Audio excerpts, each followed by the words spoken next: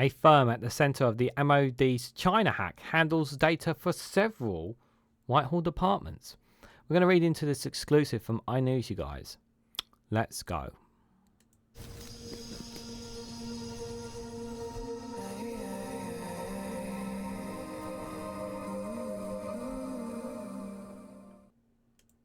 Good morning, good afternoon, good evening, wherever you are in the world. This is Reganelite here with an exclusive from iNews with the headline of firms at the centre of MoD's China hack handles data for several Whitehall departments. Rishi Sunak has refused to confirm reports that China was behind the hack, but says there were indications that it was a maligned actor. Guys, while you're here, make sure you hit the like button and share this across social media so others are notified of this video. Now, these hacks normally don't always get into the public domain. Sometimes they're kept behind closed doors. Now, we've had, obviously, I have covered a few exclusives from iNews about certain attempts of hacking by Russia and China explicitly as well. But this latest one has obviously got leaked to the press, so it got blown up a lot more than others before. Now, one of the indication sources that I heard with regards to this is that it actually got data of all of British soldiers of some sort. I read somewhere.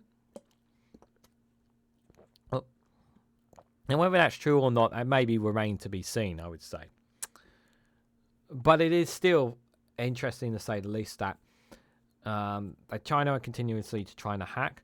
But my feeling about all this is that I do take some of this blame for some of these hacks that are probably doing more damage and not being stopped more. It's because of our government's weakness of austerity, the cutting back of departments, and I do believe they've cut back on the MoD.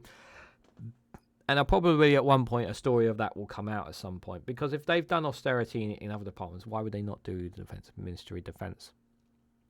I don't buy that they haven't done cutbacks there, but maybe I'll be wrong. Maybe they haven't. Maybe they've invested more, but either way, I do think the government have always been quite weak when it comes to this kind of stuff. But just in this hack in particular, you know, there's one firm at the centre that covers data for several Whitehall departments. Is that a good thing that one firm handles it? Is it not? Should it not be a bit more spread out so that you don't paint yourself an easy target? It's a good question, isn't it?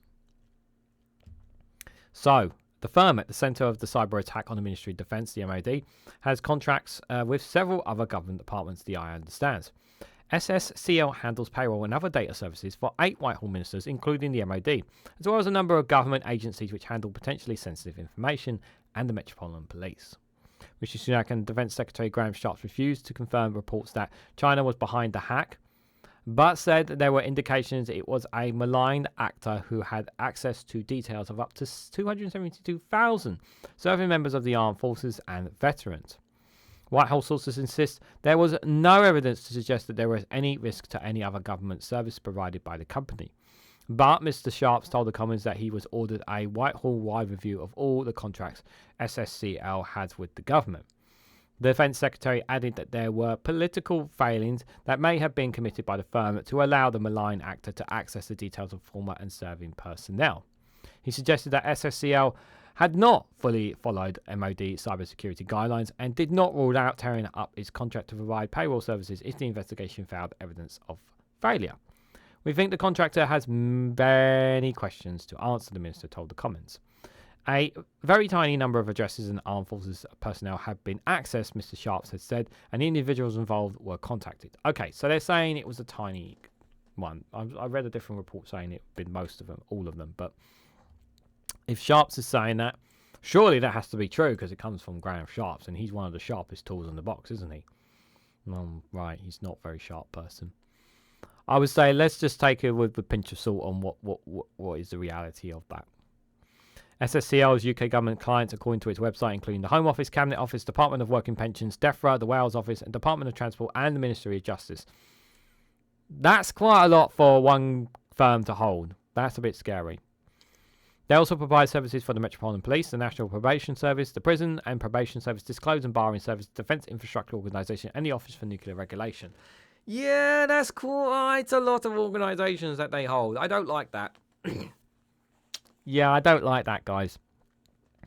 Spokesperson for the Met said there are currently no evidence to suggest that there has been any compromise in the MPS's payroll services.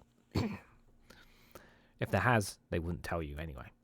The National Cybersecurity Agency regularly reviews security protocols for Whitehall departments. SSCL, parent company Sopra Sierra, has been contacted for comment. Pressed on his stance in China, Mr Sunak said he'd been set out very robust policy towards Beijing, taking the powers necessary to protect ourselves against the risk that China and other countries pose to us. He added that Britain was facing an axis of authoritarian states, including Russia, Iran, North Korea and China, that pose a risk to our values, our interests and indeed our country. Earlier, Downing Street declined to comment on whether Prince William and Harry, who are both former military veterans, were affected by the cyber attack. They may have gotten their details, but even so, I don't think it's the end of the world if they did. No, I don't know. I'm just speculating. The hack of MoD payroll systems reportedly included former as well as current armed service personnel. They include the Conservative MP Bod Seeley, who served in the British Army in Iraq, Afghanistan and Libya. He was contacted by the MoD on Tuesday and told his details had been accessed. In his statement to the Commons, Mr Shapps said state involvement was a malign actor he could not rule out, but that a full investigation was needed to take place before it was officially named by the UK government. Justin Crump, a former Army officer and founder of intelligence, security and defence group Cybilly, said, given the UK is comprehensively open about military service, for example, guards are in list of serving officers, there are relatively few details of real intelligence worth in its data set under discussion.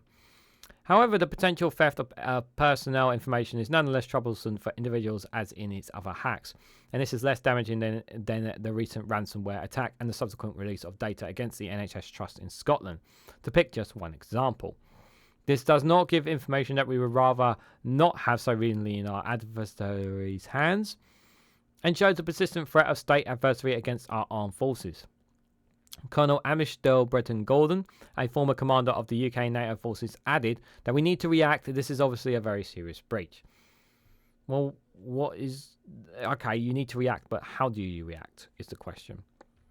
Security intelligence services, we know who orchestrated the attack, and if it is the Chinese that have done this, we should try to react very strongly because this is the tip of the iceberg. If they're prepared to do this, what next? They could attempt to neutralize some of our sophisticated capabilities. I can't say that word, sorry. If we believe that is the Chinese, then we must do something about it. If that means expel a few diplomats, fair enough. Our response has to be something demonstrative to expel a few diplomats, in which means Chinese spies operating in the UK soil. That might do the trick. But here's the thing as well. The other thing that comes to my mind is, how do you know this is a state and not? How do you know state Chinese, the state Chinese as well? You don't know. We can only speculate what's for sure. This may be by the state China. This may even be by companies that may have links to the Chinese state that may be responsible as well. It's a lot of ifs and buts and speculation. It's hard to paint a very clear picture on that. So, if you did punish let's just say hypothetically they kicked out the diplomats, what are you going to do? You're just going to deteriorate relationships between themselves and China. And it's ironic, actually, we're talking about this, and yet the Chinese president Xi Jinping was just literally in France on a meeting with Macron as well at the time of this recording as well. And it just makes me think that maybe if we could have, perhaps maybe if we had better relations with China, maybe this would have been different. But I can also understand why people are a bit skeptical as well. But I think there are too many questions and not enough answers. And to be fair, guys, we're not going to get enough answers about this. We can only speculate on the hacking. And I would say that as long as nuclear weapons are not compromised, I would say certain sensitive data has not been compromised. We should be okay. But we'll have to wait and see, obviously. Lots of questions, not enough answers. But what do you guys think? Maybe some of you guys have the answers to the questions that I'm looking for on this. Maybe you guys might know something that I don't know about this. Maybe some of you think that maybe this was by China and they did try to do this, and maybe they did and they're looking to target more. Maybe some of you maybe have experience in this kind of department, and maybe some of you guys may know. Let me know your thoughts about all this and more in the comment section down below.